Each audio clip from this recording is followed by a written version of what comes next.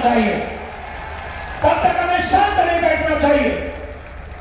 देखो, हिंदुओं को खतरा उनसे मुसलमानों से ज्यादा नहीं है। वो हम आप कछु ना कर पाएंगे भाई, उन्हें तो हैंडल कर लेंगे। क्रिश्चियन को ज्यादा बड़ी प्रॉब्लम ना है, क्योंकि उनको पता है वो क्या कर रहे हैं। सबसे बड़ा नुकसान तो उनसे है जो कोई भी हिंदू बड़ी जगह पर पहुंच जाता है, बड़े पद पे पहुंच जाता है, झट वो सेकुलर हो जाता है और हम हिंदुओं को अनाथ की तरह छोड़ के चला जाता है। उससे हमारा सबसे बड़ा नुकसान है। अब सेकुलरता से बात नहीं बनेगी, अब हिंदुत्व से बात बनेगी, अब सनातन से बात बनेगी। हिंदुत्व का मतलब ये नहीं है कि हम सबको मार देंगे। हिंदुत्व का मतलब इससे है कि हमें कोई मार दे या हम होने नहीं देंगे।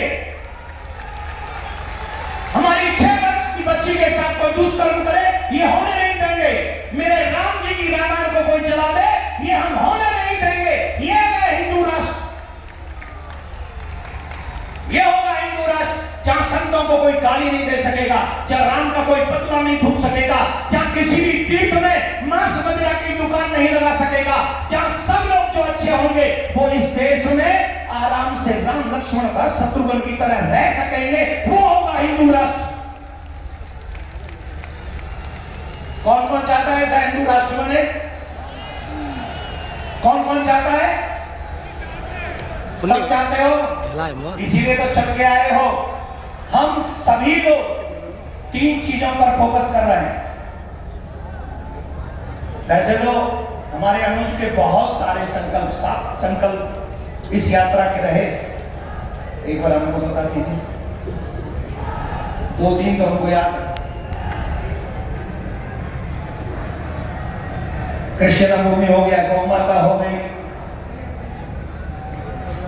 श्री यमुना मैया का शुद्धिकरण, भारत को हिंदू राष्ट्र घोषित करना, गौ माता को राष्ट्र माता घोषित करना और हम सब ब्रजवासियों का हृदय कृष्ण भूमि पर भगवान श्री कृष्ण का मंदिर का निर्माण करना, ब्रज परिसर को पुराना स्वरूप प्राप्त कराना, अवैध धर्मांतरण रोकना और मांस मदिरा से मुक्त इस ब्रज को करना।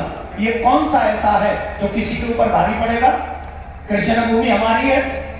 मैंने आपसे कहा था, बहुत आप लोगों ने भी सुना होगा, सनातन सुना है? सनातन बोर्ड के विषय में कि नहीं सुना है? वक्फ बोर्ड के विषय में तो सुना होगा। उन्हीं का पापा बनाने की प्लानिंग कर रहे थे। वक्फ बोर्ड का पापा है सनातन बोर्ड। अगर सनातन बोर्ड बन जाएगा तो आप विश्वास मानिए 4 लाख से ज्यादा मंदिर सरकार से मुक्त हो जाएंगे और हमारे पास भी वो कानून होगा कि हम कृष्ण भूमि का केस कोर्ट में नहीं लड़ेंगे।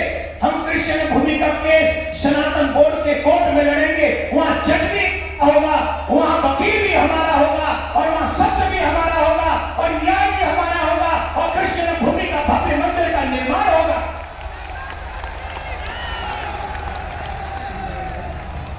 क्यों चाहते हैं ऐसा जानते हो? इसी ब्रज में एक टम्पू वाला है। टम्पू वाला कौन है?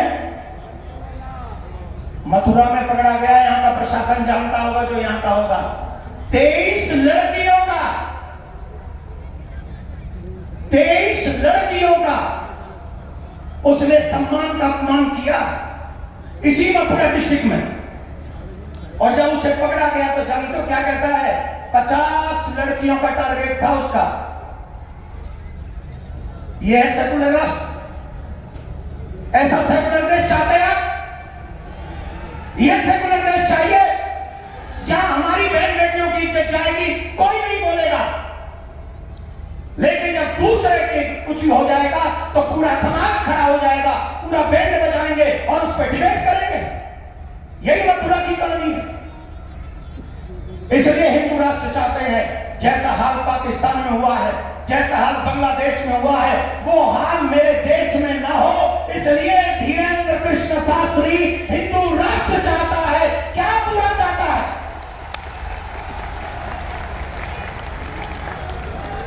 ताली वाली बजा दे तो पीछे देखा तो उत्साह आ जा तो बजा नहीं अब मीडिया आगे भी कह रहे हो भूल जाओ उत्साह में जनता में आके देखा कि तुम ब्राह्मण क्षत्रिय वैश्य शूद्र भूल जाओ कि तुम सरकारी ऑफिसर हो, हमारी वीडियो भूल जाओ कि तुम जज और वकील हो, भूल जाओ कि तुम नेता हो, तुम मंत्री हो।